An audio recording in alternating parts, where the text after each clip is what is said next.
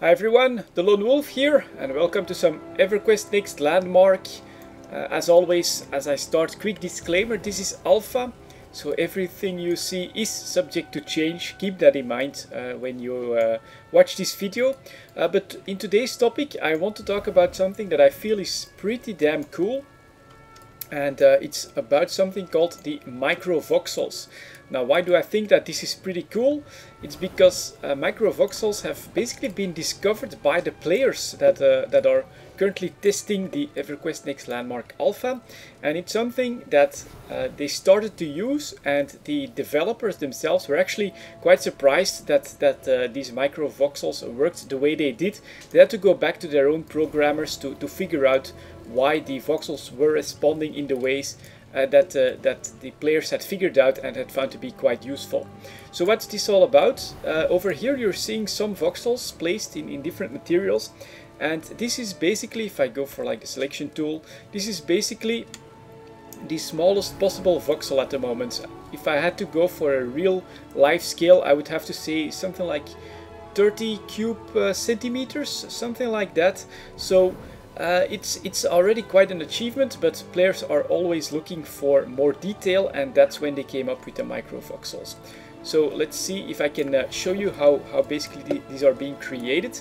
Let's say that I want to... Oh, I might want some wood, because it doesn't like it when I put dirt on here. So let's put down some wooden planks, for instance in a shape that could be interesting.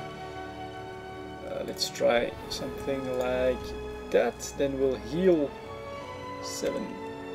We'll heal these guys, and we'll add one more below here, if I can actually get a view of that. So let's see if I can get that to work. Well, actually, why the hell not just try a weird one?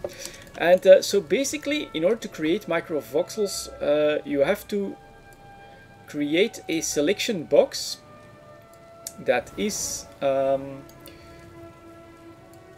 just one voxel larger than the stuff that you've actually built and want to work with.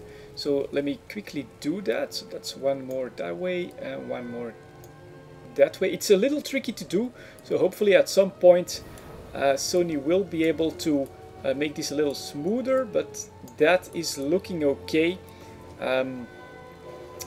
The border is now one voxel away from the entire selection. After that, they would grab the smoothing tool and smoothen down that selection like 8 times or 10 times or whatever. And as you can see, it diminishes the entire voxel construction, and it actually makes it extremely thin.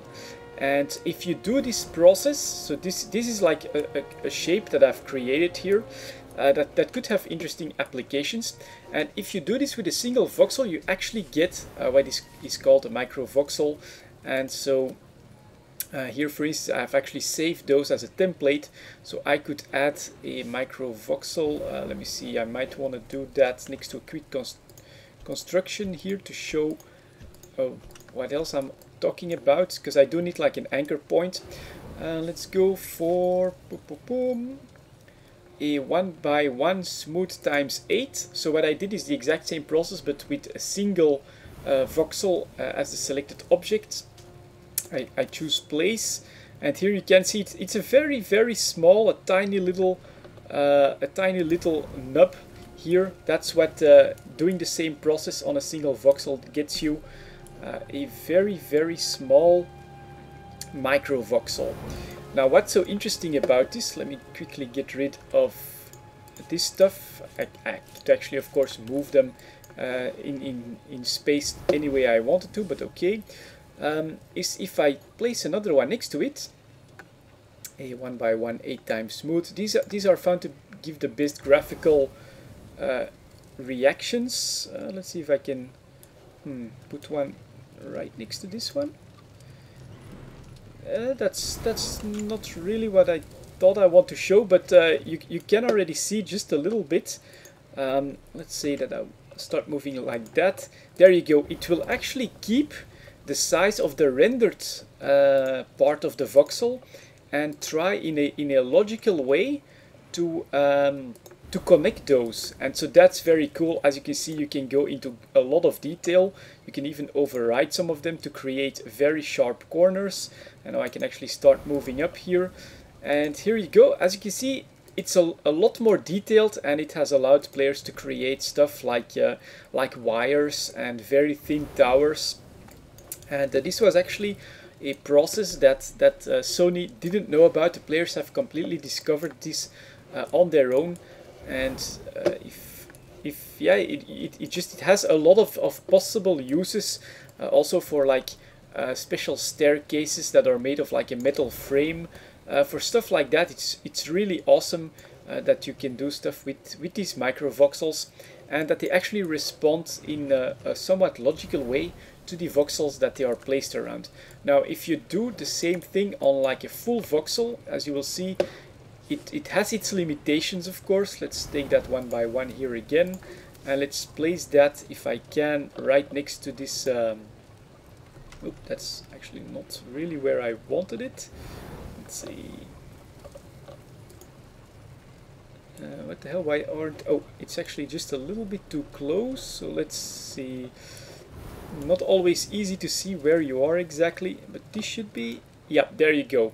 I think that does show it. As you can see, it tries to mesh the voxels next to it with the microvoxels, and then you get this strange shape that was previously a nice square column.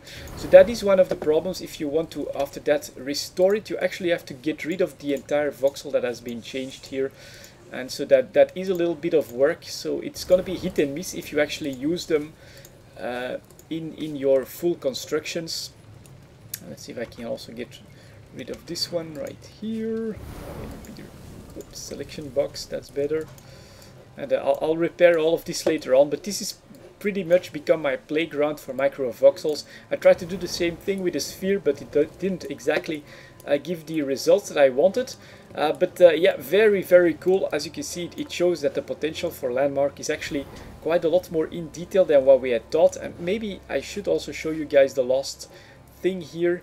If you keep adding these voxels like up, let's see where exactly it is that I'm placing this stuff, right next to another one, you can actually create like a full pane. Let's go like that and then back up. A very thin wall, you can actually create that now. So that's very cool, I think. So just by adding these very small microvoxels, as you can see, I'm creating a smooth but very thin wall. You can do the same with iron, and that gives it a very nice and unique look. You can do a lot more with it as well.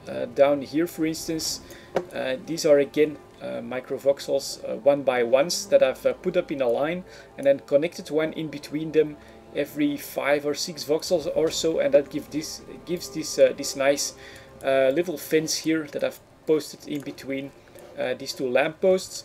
And another one that I've created, actually I want to get up here, is this one. So one of these pretty much square cogs, 4-way square cogs, is also one that I've created. I've treated it in the same way with the smoothing tool, and as you can see, it's a very thin frame, and the way it reacts with the planks here is actually quite okay.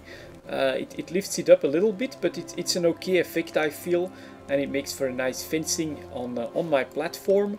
And what I really liked about it is how putting two of them on a 90 degree from each other actually gave this nice little concave border here on the ends of the platform that actually became like a small indenture where I could place my torches. So yeah, it's got a lot of potential, these microvoxels. Actually, a lot of the developers have now been experimenting with that quite actively as well. And yeah, it's really nice to see that this stuff actually works, and especially I think it does show that the potential for a large crowd helping with the active development of a game in alpha has its advantages as well. I mean, these players have discovered all of this. If it weren't for them, they might have like launched Landmark into open beta without any of this being discovered and being a part of how it works. They can improve the tools around this, such as a selection tool, and yeah, they'll keep going from there. They definitely enjoyed the microvoxels that were created and discovered by the players. They were almost ecstatic about it when they talked about all of this on the live stream. They felt it was definitely very cool as well that the players discovered this, and that it was now Sony's turn to try and experiment with their own game in a completely new and unexpected way. And I think it's also very cool, and it shows the potential of the Sony approach for Everquest Next Landmark. So yeah, there you go guys, quick look at the microvoxels, a discovery of the alpha testers and not something that was intentionally put in there by Sony. Very cool stuff. Thank you very much for watching, and I'll see you all next time.